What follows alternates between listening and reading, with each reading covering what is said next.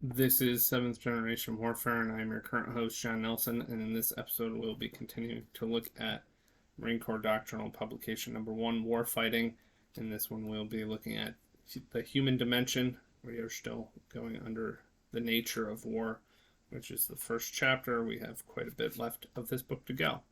I hope you're enjoying this content. If you are not familiar with the rest of my review of Marine Corps Doctrinal Publication 1 and how it applies to 7th Generation Warfare, I suggest you go back and watch that. It's under the War Study playlist in my channel. So here we go. The human dimension. Because war is a clash between opposing human wills, the human dimension is central in war. It is the human dimension which infuses war with its intangible moral factors.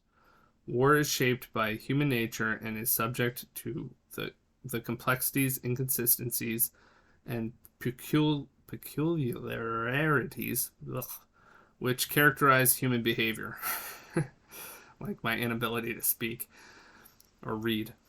Since war is an act of violence based on irreconcilable disagreement, it will invariably inflame and be shaped by human emotion.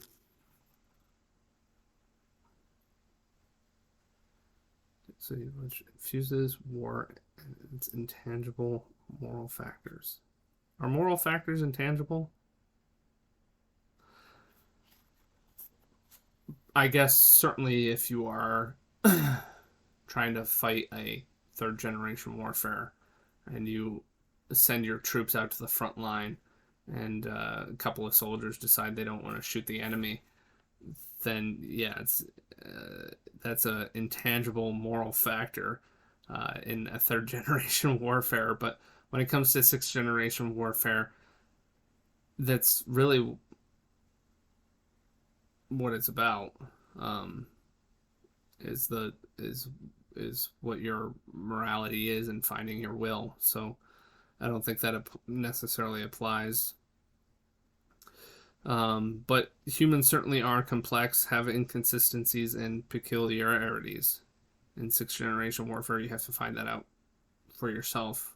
That honest self-assessment of who you are, and neither having too destructive a self-view or too critical a self-view, and also not a too vain a self-view or egotistical a self-view, and finding out who you really are, what your skills are, and being honest about them. And then human emotions. That's certainly another thing that will come into your sixth and seventh generation warfare.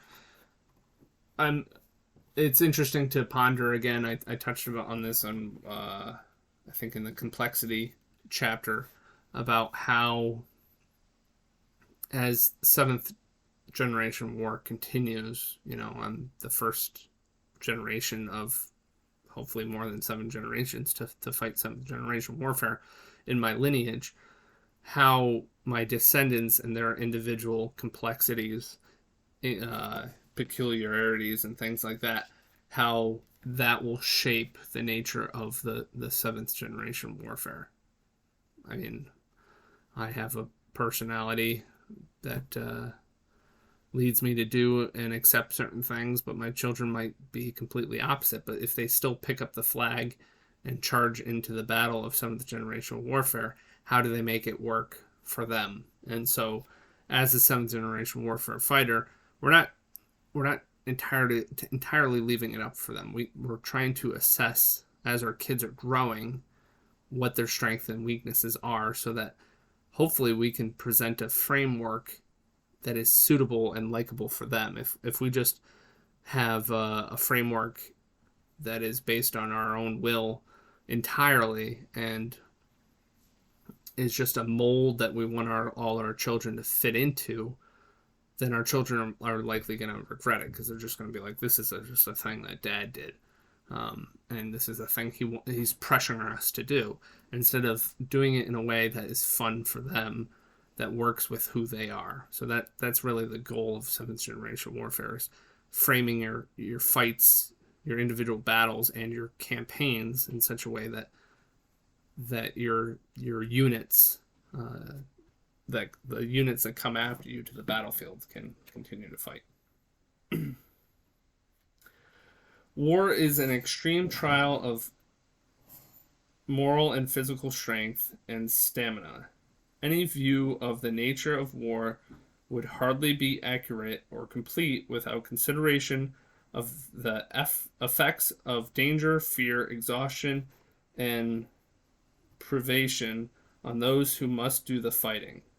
However, these effects vary greatly from case to case.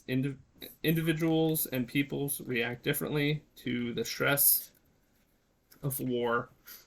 An act that may break the will of one enemy may only serve to stiffen the resolve of another. And human will, instilled through leadership, is the driving force of all action in war. Yeah. Moral and physical strength. That certainly applies to seventh generation warfare too.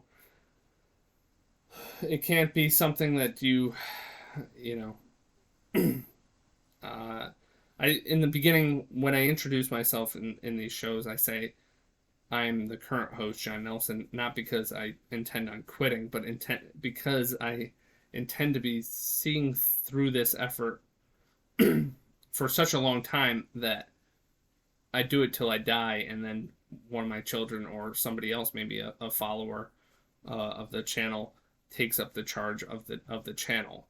So if I just quit, if you quit a seventh generation warfare before another generation even takes up the charge, then you clearly did not understand what seventh generation warfare is.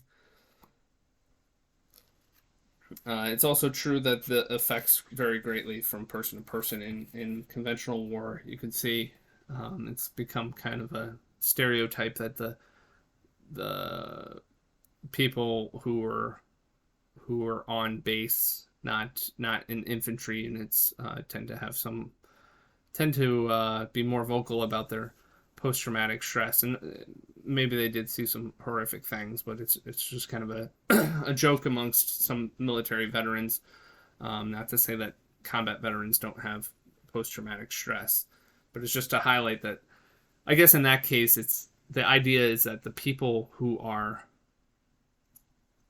bringing the fight to the enemy, they have a sense of control over their fate, versus the people who are on a base getting indirect fired on, day in and day out. They had no control over whether they lived or died, and especially if they saw somebody close, either personally close or proximity close, get blown up or something, then that'd be kind of traumatizing, because it's why them, not me sort of thing. Versus running and gunning, and especially if you have the superior fighting force and you always have the enemy on the run, I guess it could be kind of fun, and you're not really thinking about your own fate because you have the superior fighting power. But nonetheless, the point is that war affects people differently, and sometimes it could be the strongest person, the strongest person perceived in the unit who has the emotional break first, and it could be the meek guy who becomes the hero. You never quite know.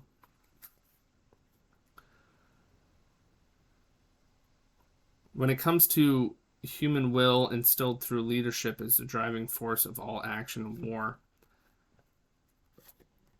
I certainly was trained in leadership going through Marine Corps, the basic school, which is 6 months, and also officer candidate school.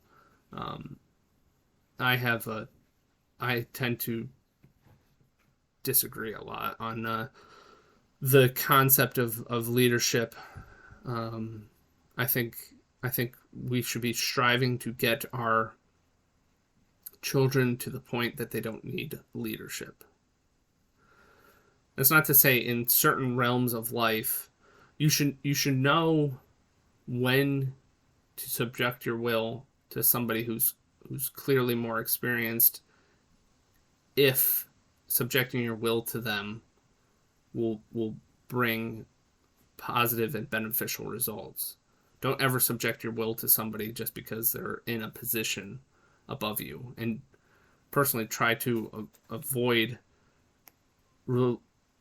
organization structures or relationship structures that put somebody in a position where they can appeal to the fact that they are superior, because they're really not in any kind of fundamental way. I met very few Marine Corps officers while I was in the Marines who were superior to me in rank, who I would actually want to follow into battle. So I think when it comes to leadership, I'm more of a find your self-worth, know yourself, lead yourself, govern yourself when it comes to governance, but also understand that you can selectively put yourself into an organization, into a subservient role if it benefits you. But as soon as that relationship becomes toxic, don't be afraid to leave that relationship or the command structure or that organization. So that's my view on leadership. So, and that's the type of sense of self I want to instill in my kids too. Certainly when they're young, teenagers and such, I definitely want them to be able to learn from very experienced people, learn skills and subject themselves to in order to gain those skills. But I want them to then have the confidence to know that they can make it on their own. No degree of technology development or scientific calculation will diminish the human dimension of war. Any doctrine which attempts to reduce warfare to ratios of forces, weapons, and equipment neglects the impact of the human will on the conduct of war and is therefore inherently flawed. And that's interesting because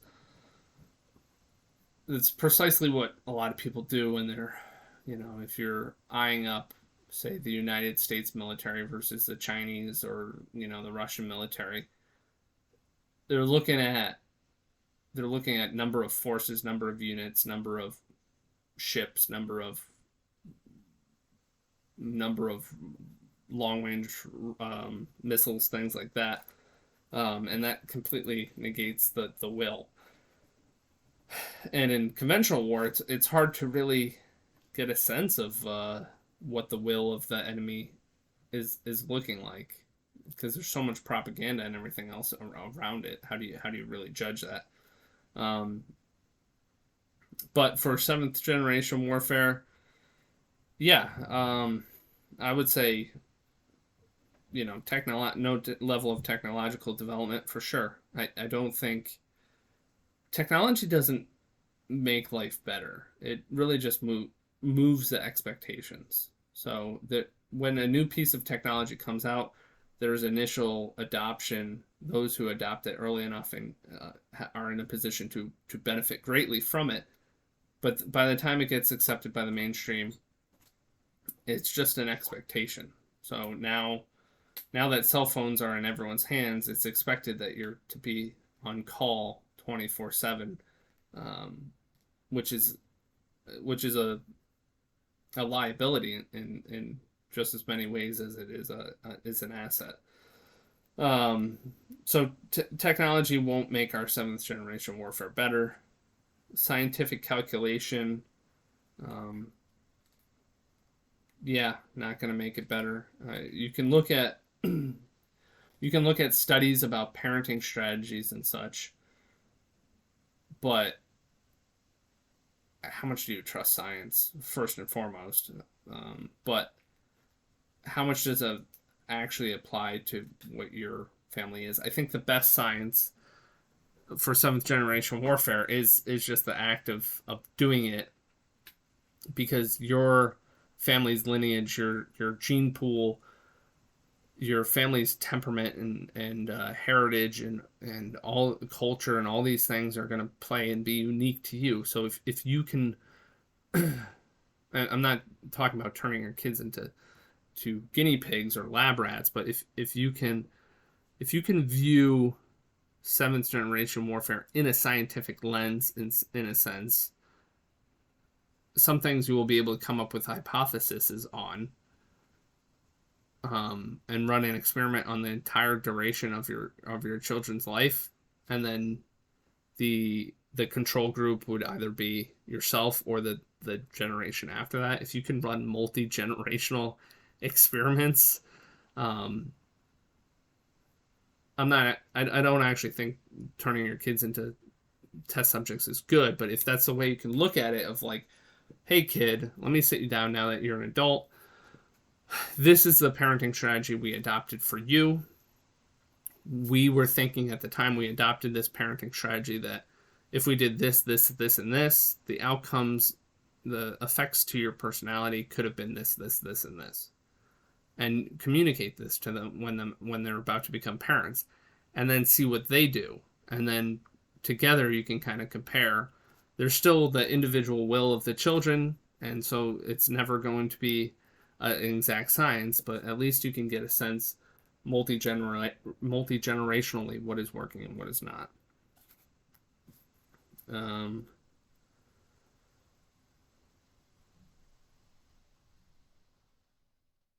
So the end of the day, what it comes down to is the human will, and for seventh generation warfare, that's what we're trying to do. Is we're trying to protect the will of our descendants, and at some point, you have to put aside all your hopes, plans, and wishes for the seventh generation warfare, and you have to put it in the hands of your children and your grandchildren. Still be very active in trying to have a positive impact on the will of your children and your descendants up until the day you die. But the older you get, the more your influence is going to diminish, and the more your children and grandchildren's influence over the course of the seventh generation warfare is going to increase. And you have to be okay with that. And I long for the day that any of my children say that they want to be a seventh generation warfare fighter.